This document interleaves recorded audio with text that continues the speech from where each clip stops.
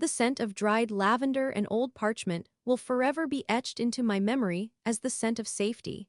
That was what my grandmother's house smelled like.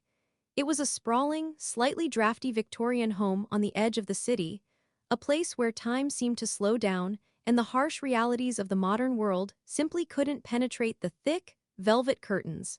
For me, a 25-year-old who had spent most of her life feeling slightly adrift, Gran was my anchor. She was a woman of fierce intellect, biting wit, and a heart so expansive it felt like it could swallow the world whole. While the rest of my family viewed Gran as a walking bank account or a relic of a bygone era, I saw her for what she truly was. A matriarch who had survived wars, heartbreak, and the relentless march of time with her grace entirely intact. And out of all her relatives, her children, and her grandchildren, I was the one she chose to spend her final years with. I would sit at her feet in the sunroom, drinking Earl Grey tea from delicate bone china cups, while she spun tales of her youth, her travels, and her great love, my grandfather, Arthur. But there was one shadow that always loomed over our sunlit afternoons: my Aunt Beatrice. Beatrice was Gran's eldest daughter, and from what I could gather from family lore and my own agonizing personal experience, she had been born with a calculator where her heart should have been. Beatrice was a woman who measured human worth strictly by the labels stitched into their clothing and the zip code attached to their primary residence. She was entirely consumed by status, a hollow woman wrapped in designer silk and dripping with a toxic blend of arrogance and insecurity. To Beatrice, I was nothing more than a nuisance, the artsy, unambitious niece who wasted her time listening to old stories instead of networking at country clubs. "You indulge the girl too much, mother," Beatrice would often sneer, her sharp, manicured nails clicking impatiently against the mahogany dining table during her infrequent, obligatory visits. "She's 25. She should be marrying a junior partner at a law firm, not sitting here helping you prune your ridiculous rose bushes. What is she going to do with her life? She's utterly lacking in drive." Gran would just smile, that serene, knowing smile of hers, and pat my hand. "Maya has a drive for things that matter, Beatrice, a concept I fear you have never quite grasped." That comment would invariably send Beatrice storming out of the house, the exhaust from her pristine, imported SUV leaving a cloud of toxic fumes over the hydrangeas. Beatrice despised me, but more than anything, she despised the fact that Gran and I shared a bond that she could never buy her way into. And then, there was the necklace.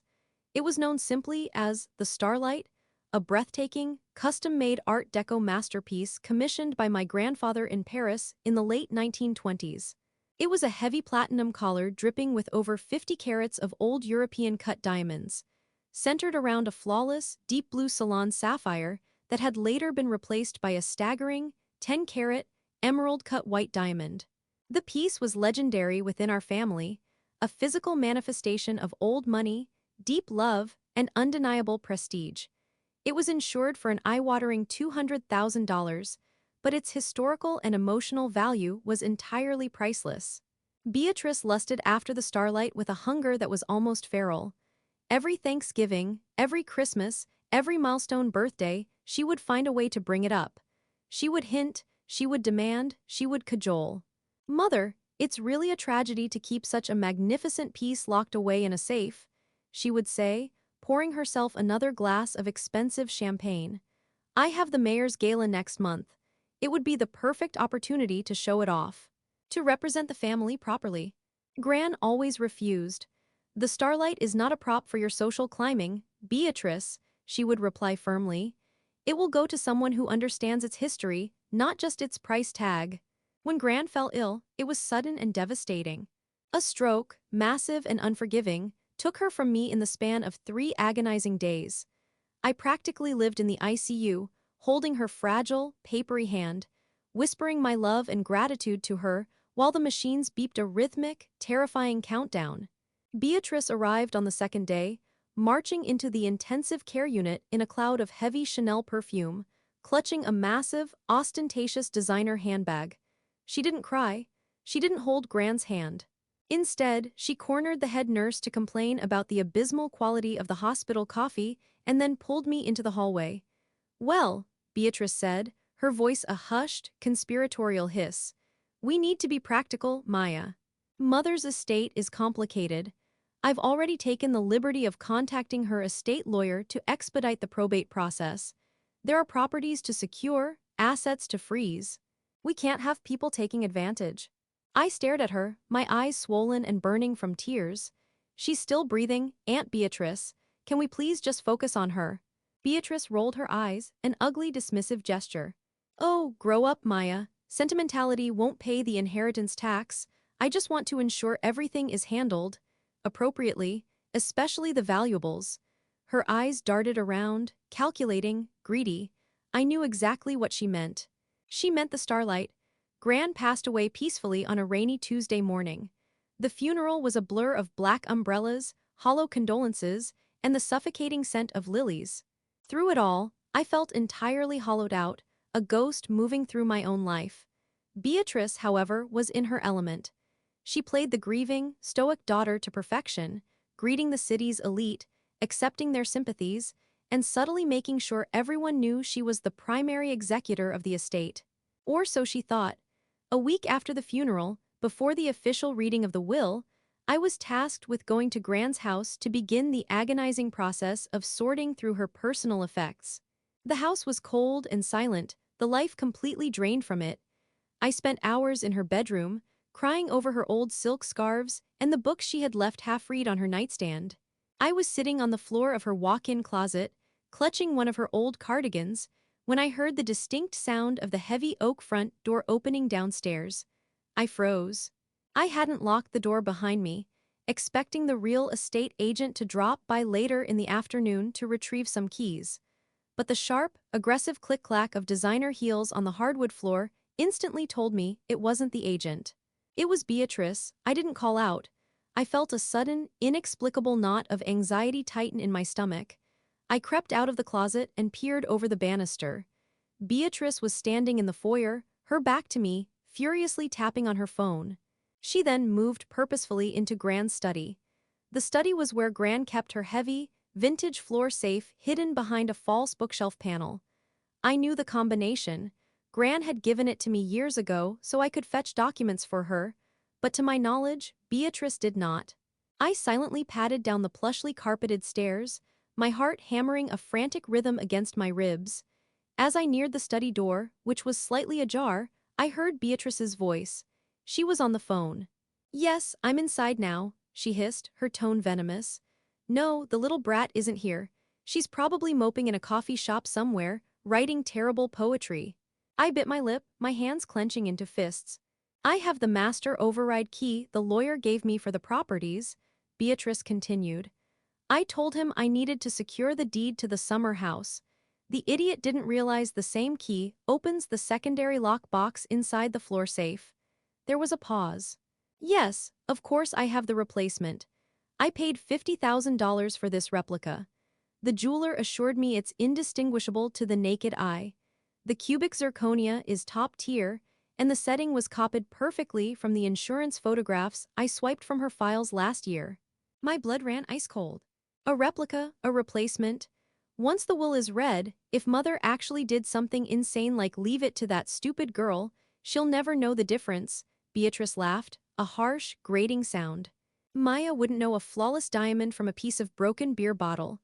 She'll lock it in a drawer and that will be the end of it.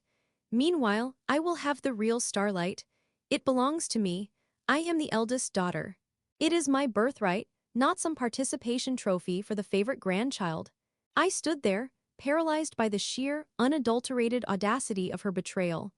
I listened as the heavy metal of the safe groaned open.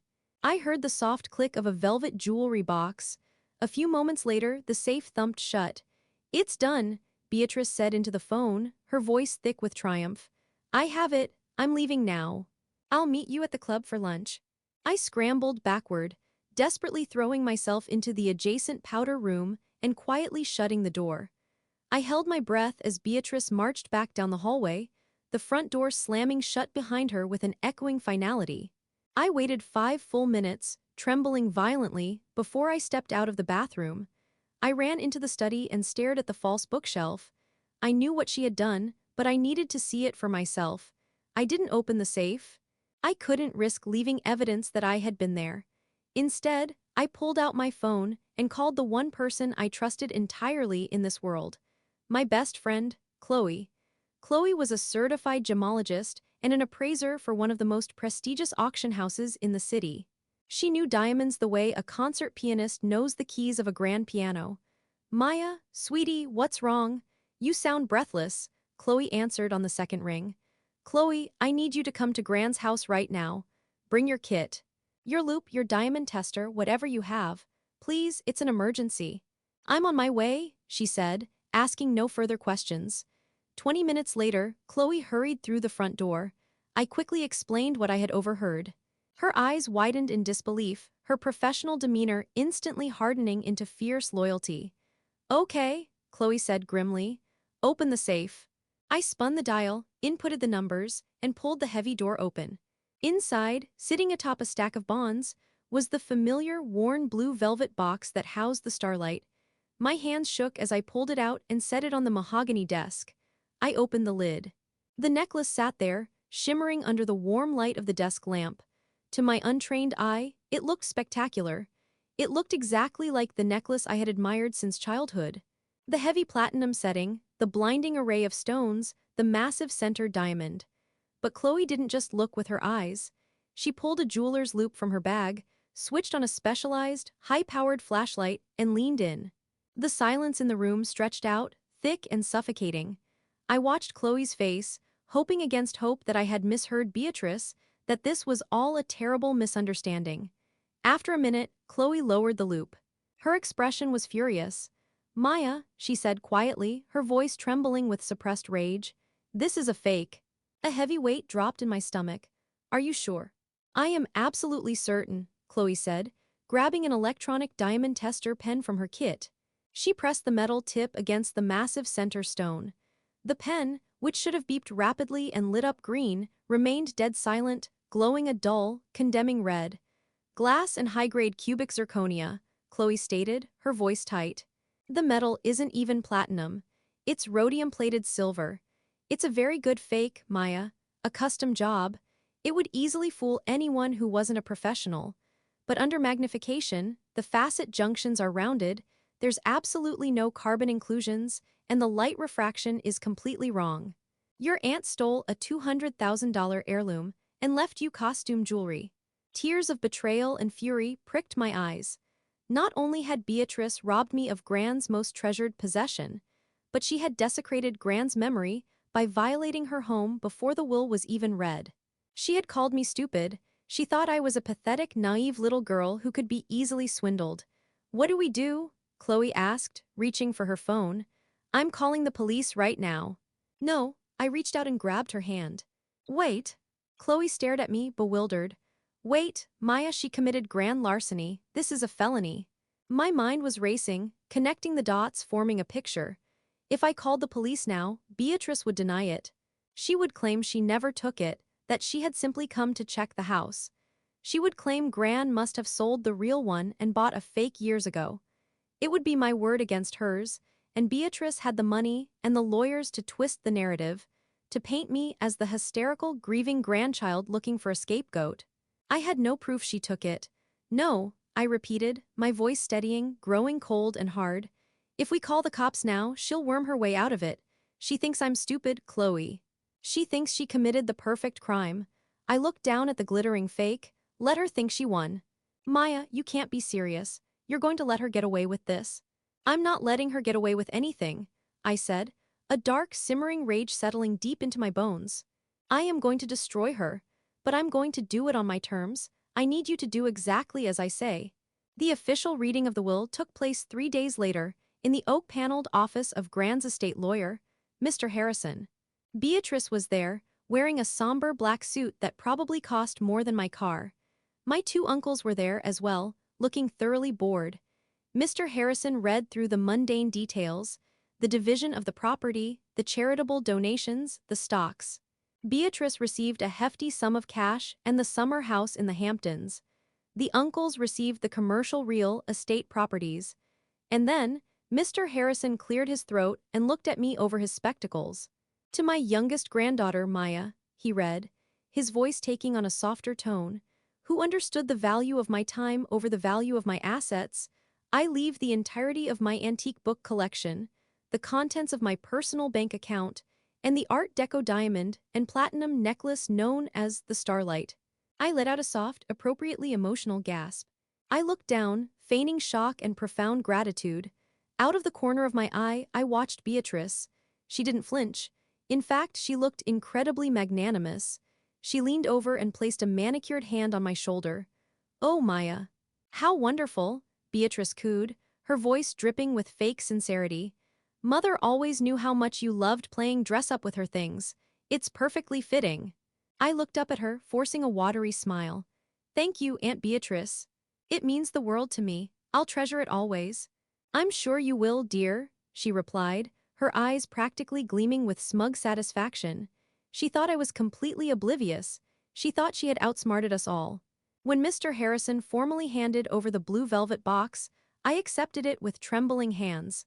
I opened it, gazed at the cheap cubic zirconia, and let a single tear roll down my cheek. Beatrice patted my back, hiding a smirk behind her silk handkerchief. The trap was officially set. The next 6 months were a masterclass in patience and meticulous planning. I played the role of the grieving, unassuming niece to absolute perfection. I secured a modest apartment, started a quiet job at a local art gallery, and completely faded into the background of my family's radar. But behind the scenes, I was a woman possessed. My first step was securing the irrefutable proof. I contacted Grand's insurance agency, claiming I needed to update the policy on the newly inherited Starlight necklace. I requested the full appraisal file. Because I was the legal owner, they complied immediately.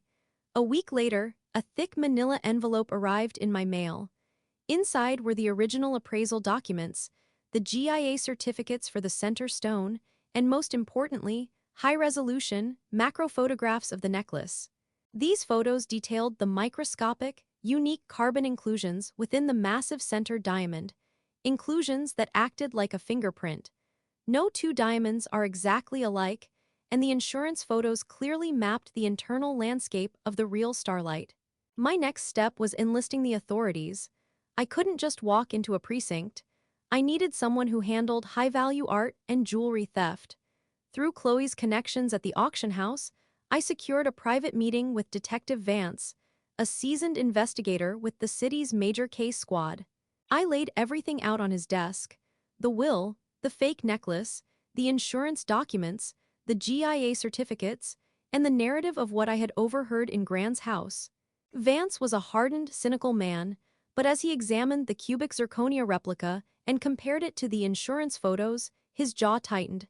"She went to great lengths," Vance murmured, tapping a pen against the desk. "This is grand theft, plain and simple. Over 200 grand makes it a first-degree felony. But proving she took it is the bottleneck. We have your testimony of an overheard phone call, but no physical evidence tying her to the theft. If we execute a search warrant on her property, and she's hidden it well, or worse, fenced it, we blow our cover and she lawyers up." "She won't fence it," I said with absolute certainty. "She didn't steal it to sell it. She stole it because she thinks she deserves to wear it. She is utterly obsessed with social status. She stole it to show off to her high society friends. We just have to wait for her to wear it in public." Vance raised an eyebrow. "You think she'd be that brazen, to wear stolen property in public? She thinks I have the real one locked in a drawer, entirely unaware that it's a fake," I explained. "She believes there is zero risk. She will wear it to the most public, highly photographed event she can find to maximize her bragging rights." Vance nodded slowly, a predatory smile forming on his face. "All right, kid, you keep tabs on her social calendar. The minute you know she's going to step out with that ice around her neck, you call me. We'll set up a reception committee." And so, I waited. I monitored Beatrice's social media. I casually pumped my cousins for information about her upcoming events. Month after month ticked by. She attended dinners, gallery openings, and minor charity events, but the necklace never made an appearance. The anxiety gnawed at me. What if I was wrong? What if she locked it in a vault forever? Then, in early November, the announcement dropped. The Crescendo Ball. It was the most exclusive, hyper-expensive, heavily publicized charity gala of the year, hosted by the city's symphony orchestra. Tickets were $10,000 a plate. The guest list included mayors, senators, A-list actors, and the absolute pinnacle of the city's old money elite. It was a peacocking event of the highest order. I knew in my gut, with absolute, unshakable certainty, that Beatrice would wear the starlight to the crescendo ball. It was her ultimate stage. I called Detective Vance. "It's happening, November 18th. The crescendo ball at the Grand Plaza Hotel." "I know the event," Vance said, his voice crisp. "Heavy security, press line, paparazzi, are you sure?" "I am absolutely positive." "All right. I'll get the arrest warrant drafted based on the evidence we have and the anticipated possession of the stolen goods. I'll have a forensic jeweler on standby. Dress nice, Maya. You're going to a party."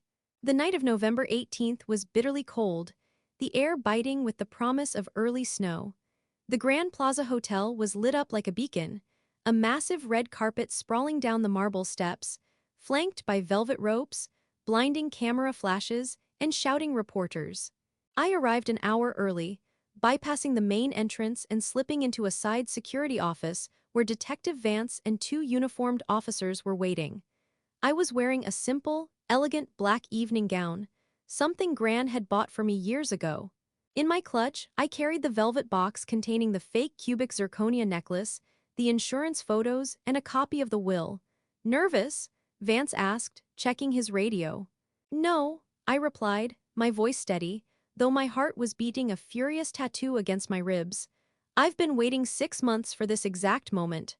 Vance pulled up the live feed from the hotel's exterior security cameras on a monitor. We watched as a parade of black limousines and town cars pulled up, disgorging women in sparkling couture and men in bespoke tuxedos. "There," I breathed, pointing at the screen. A sleek, black Bentley had just pulled up to the curb. The chauffeur opened the door, and out stepped my Uncle Richard, followed immediately by Aunt Beatrice. She looked radiant, I had to admit. She was wearing a breathtaking, off-the-shoulder emerald green velvet gown that hugged her figure perfectly. Her hair was swept up in an elaborate, elegant chignon. And there, resting against her collarbone, blazing under the flashing lights of the paparazzi cameras, was the starlight. Even through the grainy security monitor, the difference between the real necklace and the fake sitting in my purse was astronomical. The real starlight didn't just shine, it threw off sparks of blinding, prismatic fire. It looked heavy, ancient, and undeniably majestic. "Target acquired," Vance said into his radio. He turned to me. "Let's go. We intercept her at the top of the red carpet, right before she enters the main lobby. Maximum visibility, nowhere for her to run." I nodded, gripping my clutch tightly. We stepped out of the security office and moved swiftly through the bustling hotel corridors, emerging into the grand, opulent foyer. Massive crystal chandeliers hung from the ceiling, casting a warm, golden glow over the gathering elite. Through the massive glass doors, I could see Beatrice slowly ascending the red carpet steps. She was in absolute heaven. She was pausing for every camera, angling her neck, laughing a bright, artificial laugh as reporters shouted her name. "Beatrice, who are you wearing?" a reporter yelled. "Oh, it's custom Dior," she preened. "And the necklace, it's spectacular." "Is it Harry Winston?" another shouted. Beatrice stopped, turning to face the battery of cameras. She reached up and delicately touched the massive center diamond. "No, darling," she proclaimed loudly, her voice carrying over the din. "This is an original 1920s Art Deco piece. It's a family heirloom. It belonged to my late mother, and as the matriarch of the family, it is my absolute honor to wear it tonight. Actually, Beatrice, it's my honor to take it back." My voice cut through the noise, loud, clear, and ringing with absolute authority. Beatrice froze. The smile shattered on her face. She whipped her head around to see me standing at the top of the marble steps, flanked by Detective Vance and two large, intimidating police officers in full uniform. The paparazzi, scenting fresh, unscripted drama, immediately swiveled their cameras toward us. The flashing intensified into a strobe light frenzy. A hush fell over the immediate crowd of socialites and elite guests who had gathered near the doors. Beatrice's face drained of all color, turning a sickly, ashen gray. "Maya," she stammered, her eyes darting frantically between me and the police officers. What are you doing here? You're not on the guest list. And why are the police? I'm here for my inheritance, Aunt Beatrice, I said, my voice projecting clearly so that every reporter and every wealthy friend of hers could hear. I unclasped my clutch, pulled out the blue velvet box, and snapped it open, revealing the cheap replica. Because this cubic zirconia trash you left in Grand's safe doesn't quite suit my taste. A collective gasp rippled through the crowd. Murmurs erupted. Cameras clicked wildly. Beatrice's mouth opened and closed like a landed fish. Panic, raw and undisguised, flared in her eyes. I don't know what you're talking about. You're insane. You're having a psychiatric episode. Security, remove this disturbed girl at once. Detective Vance stepped forward, flashing his gold shield directly into the cameras. Beatrice Sterling, I am Detective Vance with the Major Case Squad. We have reason to believe you are in possession of stolen property. Stolen? Beatrice shrieked, taking a step back, her hands flying up to protect the necklace. This is my necklace. It's my family's. According to the last will and testament of your late mother, which I hold right here, I said, holding up the legal document, the starlight necklace was left explicitly and entirely to me. It's a mistake. She was confused. Beatrice yelled, her carefully constructed facade completely disintegrating. She was sweating now, her perfect makeup looking harsh under the stark lighting. This girl is a liar. She's trying to extort me. Vance signaled to a man standing quietly behind the uniformed officers. It was the forensic appraiser I had hired. The man stepped forward, holding a jeweler's loupe and a high-powered light. Ma'am, we have a warrant to examine that piece of jewelry immediately, Vance said, his voice dropping into a harsh, no-nonsense command. You can take it off and hand it over, or my officers will physically remove it from your person. Your choice. You can't do this, Beatrice screamed, looking around at her wealthy friends for support. But they were all backing away, their faces masks of shock and morbid fascination. No one wanted to be associated with a public police bust. Richard, do something, she yelled at her husband. Uncle Richard, however, simply held his hands up and took a massive step away from her, his face pale. Take it off. Now, Vance barked. Trembling uncontrollably, sobbing tears of pure humiliation, Beatrice reached behind her neck. Her fingers fumbled with the intricate platinum clasp. Finally, it gave way. She practically threw the heavy necklace at the appraiser. The appraiser caught it delicately. Right there, in the lobby of the Grand Plaza Hotel, surrounded by hundreds of the city's most elite citizens and a horde of salivating paparazzi, he turned on his light and pressed the loupe to his eye. I handed him the insurance macro photograph of the center diamond. The crowd was dead silent. The only sound was the incessant whir and click of camera shutters. It took less than 30 seconds. The appraiser lowered the loupe and looked at Detective Vance. It's a positive match, Detective. The inclusions in the 10-carat center stone match the insurance file exactly. This is the authentic starlight necklace. Vance nodded. He turned to Beatrice, whose legs had given out. She was slumped against a marble pillar, weeping loudly, ruining her custom Dior gown.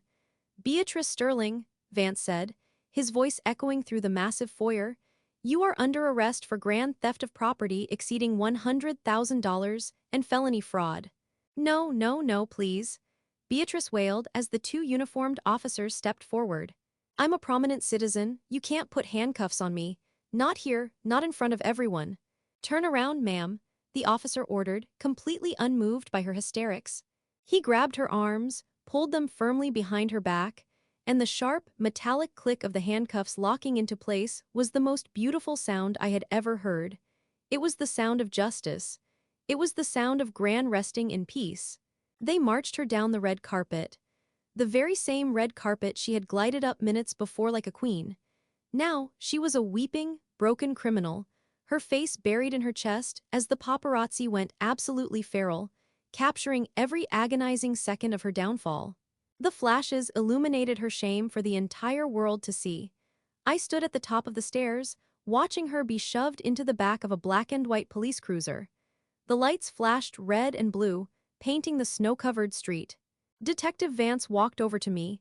In his gloved hands, he held an evidence bag. Inside the clear plastic, resting safely, was the starlight. It blazed with a fiery, unyielding light. We'll need to hold it as evidence for a few weeks until she's formally indicted, Vance said softly. But with this many witnesses, and the evidence we have, she'll plead out. You'll get it back very soon, Maya. Take your time, detective, I smiled, a deep, profound sense of peace washing over me. I looked down at the cheap, cubic zirconia fake still sitting in its velvet box in my hand.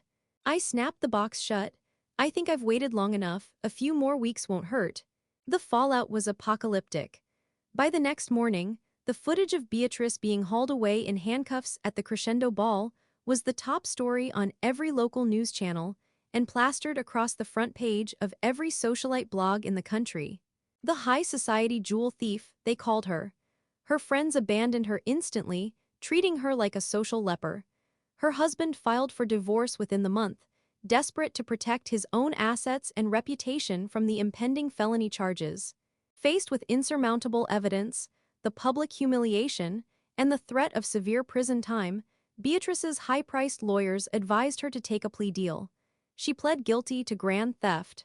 She avoided state prison, but she was sentenced to 3 years of heavily monitored probation, ordered to pay massive fines, and forced to complete 500 hours of community service, which, ironically, the judge ordered her to serve at a local charity thrift store, sorting through donated clothing. 6 weeks after the gala, Detective Vance personally delivered the Starlight back to my apartment. I didn't lock it in a safe. I didn't hide it away in the dark. I put on my favorite oversized sweater, poured myself a cup of Earl Grey tea, and sat in my living room. I unclasped the heavy platinum chain and fastened it around my own neck. The diamonds felt cold against my skin at first, but soon they warmed to my body heat. They sparkled fiercely in the afternoon sun streaming through my window. I closed my eyes, breathed in the scent of my tea, and smiled. Gran was right. The necklace wasn't a prop for social climbing. It was meant for someone who understood its history, and now it had a brand new story to tell.